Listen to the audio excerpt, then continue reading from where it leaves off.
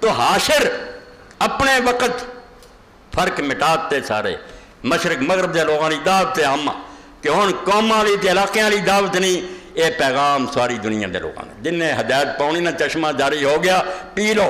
تے دوجا ہے آخری ہے یحشر الناس علی آخری، ہن میرے پیچھے قیامت ہی قائم ہونی جو لوگ کٹھے اللہ نے عدالت کر رہے ہیں، نواں کوئی نہیں ہونا۔ یہ ہن عاقبت بھی چونکہ بات ہونی انشاءاللہ ختم نبوت دا مضمون وہ بھی بیان کرنا، کیونکہ مسئلہ معمولی نہیں۔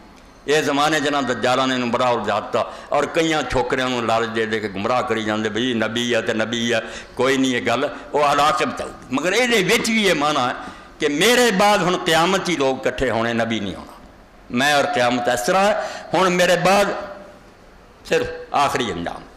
دو معنی حشر دے ہو گئے کہ دنیا جی سارے لوگوں نوں ملتاں اور قوماں دی تفریق مٹا کے اکٹھا کرنے والا میں، اور قیامت دی عدالت بھی جڑے ہن لوگ اکٹھے ہونے میرے بعد ہی ہونے ہیں، ہن ہور کوئی نہیں ہونا، میں آخری ہاں، اکٹھے ہونے۔ اور نال اس پاروں میں رسول کریم حاشر ہے اکٹھے کرنے والا، کہ اکٹھا کرنے والا پہلا پیدا کیتا جانا۔ اللہ اکبر۔ اللہ دے رسول علیہ السلام نے فرمایا انا اول من تنشق عنہ الارض، جدو نویں دنیا رب نے بنانی چاہنی نا، پہلی کہڑی قبر پاک کھلنی ہے؟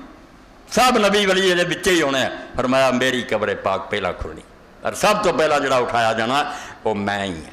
مینو اللہ تعالیٰ نے اس تو نویں دنیا جنہوں سے قیامت آنے ہیں وہ بھی آدم محمد مصطفیٰ صلی اللہ علیہ وسلم حضور پاک تو دنیا شروع ہونی ہے، فرمایا وہ میرے تو ہی آغاز ہونا اس جہان کا، اتنے بھی اکٹھا کرنا مینو ہی سمجھو بھی میں اٹھیا تے باقی پھر ساری دنیا رب نے میرے خاطر اتنے اکٹھی کر لی، میرے بغیر کام نہیں ہونا۔ اللہ نے پہلا مینو پیدا کرنا، میرے تو بعد ہونا۔ صحیح حدیثاں اللہ دے رسول علیہ السلام نے انہاں شان یہ خبراں دتیاں اور دسیا کہ اللہ تعالیٰ نے میرے واسطے کی شانہ بیان فرمائیاں۔